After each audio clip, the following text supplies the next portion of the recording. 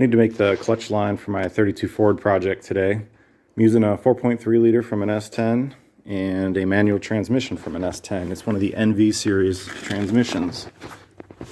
So what it has is an external slave cylinder right here. So I need to make a line that goes from the master cylinder on this side for the clutch. So I bent up a hard line that runs most of the way over there, and it runs just over underneath everything. This is up under the driver's seat. It's just your standard under the floor hot rod type brake and clutch assembly. Back over on the passenger side, this is that same hard line. So I just want to bend this up somewhere to the frame or the underside of the body there and mount it. That way when the engine and transmission flex, this line won't be under constant stress, because then it can crack. So I need a flex line that goes from right here, which is just a cover. There we go. I need a flex line from that to this hard line. Here's all the parts I'm going to be using to make this happen. Then what I got was a 3AN braided steel flex line. And they come in different lengths. I got the 21 inch. I didn't want it too long, but I wanted it long enough that I wasn't going to struggle putting this thing together. Price was about the same no matter what length you get. So then this has the 3AN ends on it, which will go to this guy. So this screws into the slave. This threads onto here. And then I can run this to a point on the frame so this has plenty of flex in it. Then on the frame, I've got a bulkhead fitting.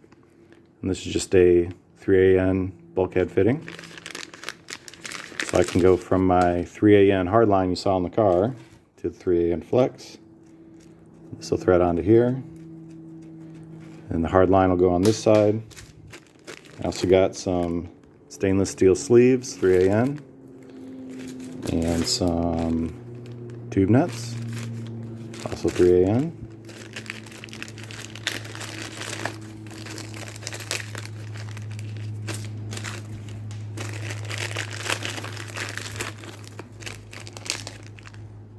So one of these and one of these. This will go onto my sleeve, onto my tube, thread onto this.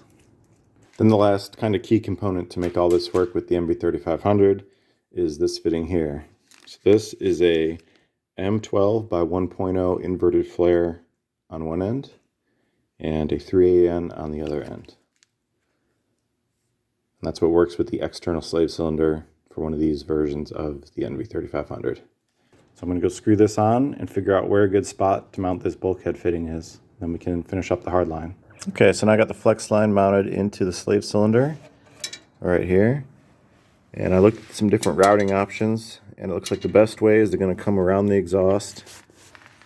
And I can mount it up on the inside of the frame rail where I box that in. Then my bulkhead fitting will sit up against this member right there. So I just need to make a little bracket that comes off of this that this can bolt to. And that should keep me away from my exhaust and out of the way of everything. And not kink the line either. So I'll get that mounted up in position. Alright, I made up a quick little bracket out of some aluminum. Has two holes to bolt it to the frame, and then one for the bulkhead fitting to go through. So then that'll attach like that, hold everything for me. Got a couple socket head button screws to put in. So I'm just going to drill it, tap it for them, and bolt this on. So I have the bracket mounted up on the frame rail here, drilled and tapped the two holes for it. So now I have my flex line, goes in with the bulkhead fitting, nut locks down this side, and then my hard line goes to this edge. Then the flex line also just runs along the frame rail here, and it's boxed in, so I'll just drill it and tap it and put another clamp like probably right here.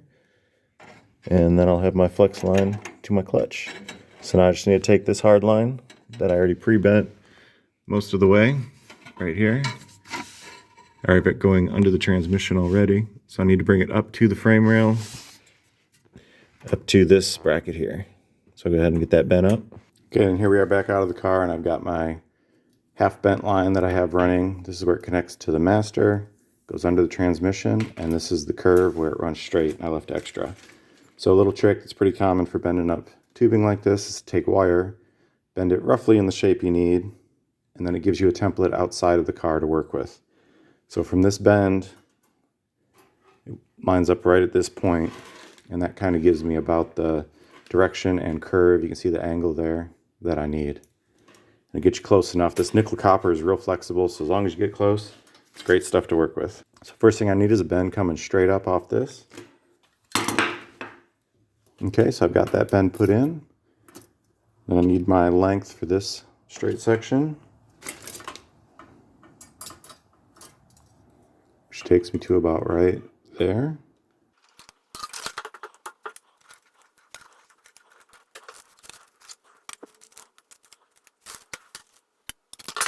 Okay, so that gives me my 2 bends that are going to get me pretty close. So I'm going to go back under the car one more time and try to figure out about where my cut length is.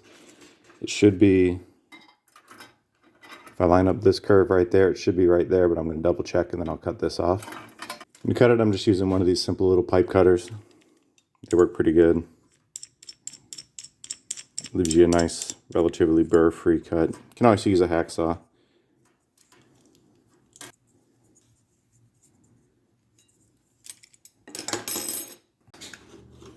Alright, did a quick fit check up onto the car. Need to cut about 1.5 inches off. Something like this, if you're not quite sure, if it's hard to access, leave yourself a little bit of extra length. Whole lot easier to cut a little bit than it is to make a whole new lines. Alright, so I'm ready to flare the line. I've got my fittings on. Always make sure your fittings on before you flare it or you're not going to be happy. Got my flare tool.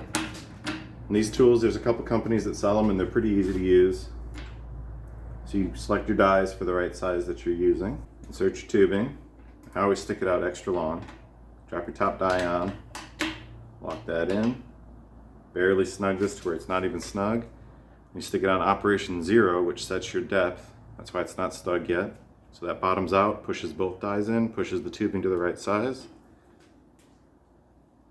Lock that guy down. Operation 1 for 3/16.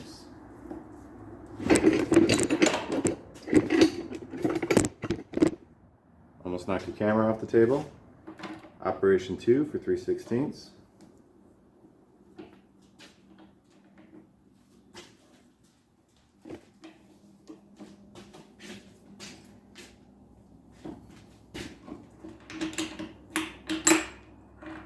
And there we have it. Perfect flare almost every time as long as you do your work. So now that's ready to go on that end. So then this end just threads onto our bulkhead fitting.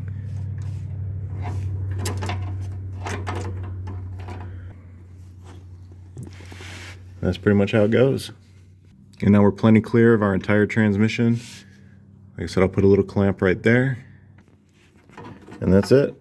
That's how you make a custom clutch line for whatever you need. Flexible on one end, hard line on the other end.